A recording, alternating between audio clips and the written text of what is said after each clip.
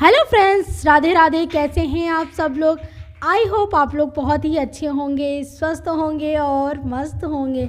जी हाँ दोस्तों, मैं आपके साथ बहुत ही महत्वपूर्ण बात शेयर करने वाली हूँ, क्योंकि फुल एक्सपीरियंस से मैं बताने वाली हूँ। जी हाँ दोस्तों, कि जो आंगनबाड़ी वर्कर न्यू ज्वाइनिंग लेकर आंगनबाड़ी सेंटर पर जा रही हैं और उन्हें कुछ समझ नहीं आ रहा है कि कैसे रजिस्टर बनाएं, कैसे पोषण ट्रैकर में जो है डाटा फिट करें। बहुत सारी समस्याएं आने वाली हैं। जी हाँ दोस्तों, मेरे साथ भी ऐसा हुआ है कि जब मैंने ज्वाइनिंग किया था तो मुझे कुछ समझ नहीं आ रहा था कि कैसे रजिस्टर बनाऊं, लेकिन आप धीरे धीरे करके आपको समझ में आने लगेगा। जी हाँ दोस्तों, तो बात करते हैं पूरी विस्तार से, तो वीडियो को अंत तक देखना। हमारी सारी बहनें जो न्यू ज्वाइनिंग लेकर आंगनबाड़ी वर्कर बनी हैं, उनके लिए बहुत ही महत्वपूर्ण सूचना लेकर आई हूँ।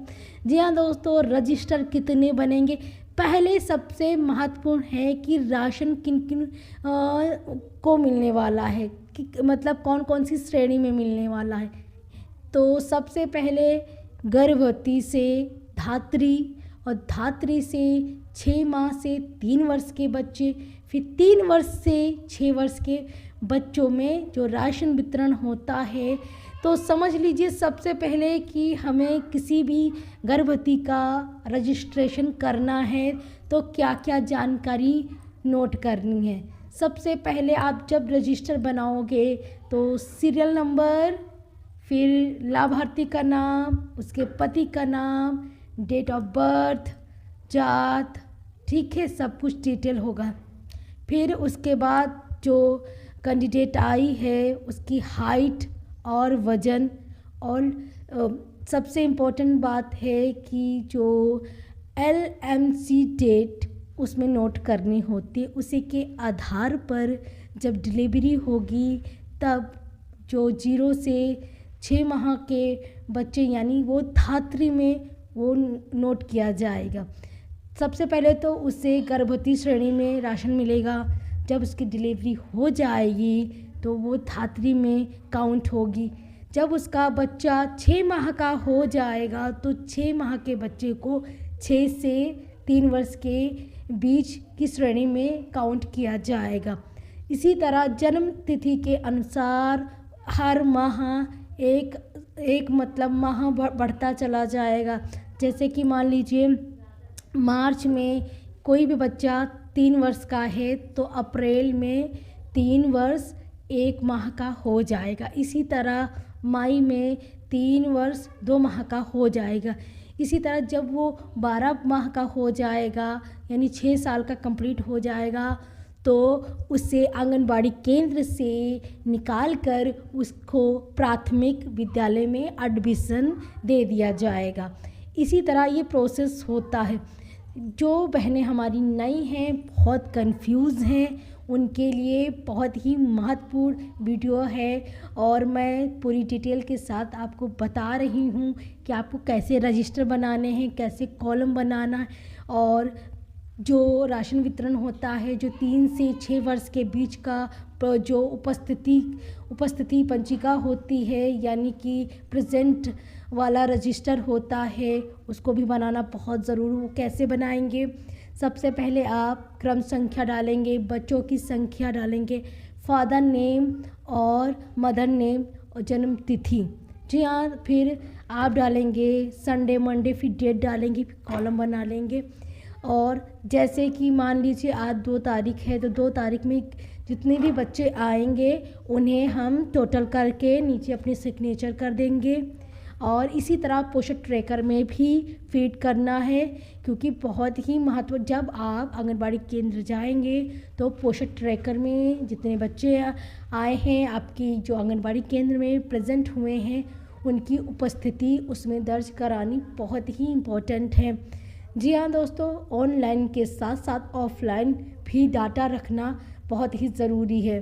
जितनी भी हमारी बहनें नई हैं, थोड़ा सा उनको समस्याओं का सामना करना पड़ सकता है, क्योंकि वो अभी इस क्षेत्र में नई आई हैं और समझ नहीं आ रहा है। तो धीरे धीरे करके सबसे पहले अगर कोई भी गर्भवती जो लेडीज़ आती है, जो महिला आती है, उसकी जो जब तक उसका टीका नहीं लग जाता है तब तक आप लोग पोषण ट्रैकर पे नहीं फिट कर सकते हैं। जब उसका जो है वैक्सीन लग जाएगी, टीकाकरण हो जाएगा, तब आप पोषण ट्रैकर में उसका नाम ऐड कर सकते हैं। मान लीजिए जैसे कि जनवरी की प्रेगनेंसी है और मार्च फरवरी में लेके आए, जनवरी की प्रेगनेंसी है मार्च में लेके आए, तो जनवरी फरवरी मार्च यानी 2 मंथ की प्रेगनेंसी पोषण ट्रैकर पे ऐड नहीं की जाती है। कम से कम 3 वर्ष मतलब 3 माह तक जब पहला टीका लग जाए तिमाही वाला, तब आप आंगनबाड़ी केंद्र पर अपना जो कार्ड है वो लेकर आइए और उसके साथ आधार कार्ड, फिर आपका जो नाम है और डेट ऑफ बर्थ है उसको पोषण ट्रैकर में ऐड किया जाएगा। तब अगले मंथ से आपको राशन मिलना स्टार्ट हो जाएगा, जो एक रियलिटी वाला प्रोसेस है। देखिए गांव में क्या होता है, जैसे ही प्रेगनेंसी कंफर्म हुई वैसे ही आंगनबाड़ी केंद्र में पहुंच जाते हैं अपना रजिस्ट्रेशन कराने के लिए कि कम से कम उन्हें राशन मिले। तो जब तक उनका एक टीका नहीं लग जाता है तिमाही वाला, तब तक आप लोग उसको ऐड नहीं कर सकते क्योंकि वो मान्य नहीं होगा।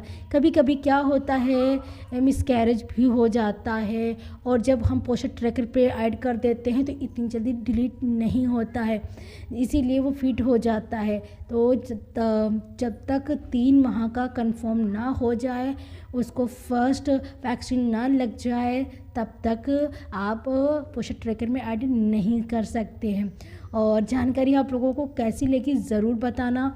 और हाँ, क्योंकि मैं भी सीख रही हूँ, मैं भी इसी फील्ड में हूँ, तो अपने एक्सपीरियंस के मुताबिक मैं आपको शेयर कर रही हूँ कि कैसे रजिस्टर बनाना है और कैसे आप गर्भवती की जो धात्री हैं, गर्भवती महिलाएं हैं और धात्री हैं, जो धात्री महिलाएं हैं उनका रजिस्टर कैसे बनाना है। क्योंकि जब राशन मिलता है तो 4 लोगों को मिलता है। गर्भवती धात्री 6 माह से 3 वर्ष, 3 वर्ष से 6 वर्ष के बीच के बच्चों को राशन वितरण किया जाता है।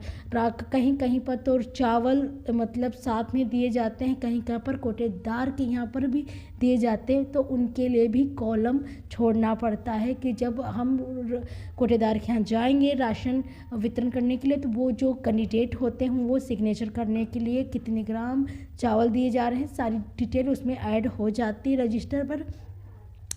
और बहुत ही महत्वपूर्ण जानकारी थी। तो कैसा लगा वीडियो आप लोग कमेंट बॉक्स में ज़रूर बताना, और आप लोगों को कहाँ नियुक्ति मिली है ज़रूर बताना। मिलते हैं नए वीडियो के साथ, नई जानकारी के साथ। तब तक के लिए नमस्कार दोस्तों, राधे राधे।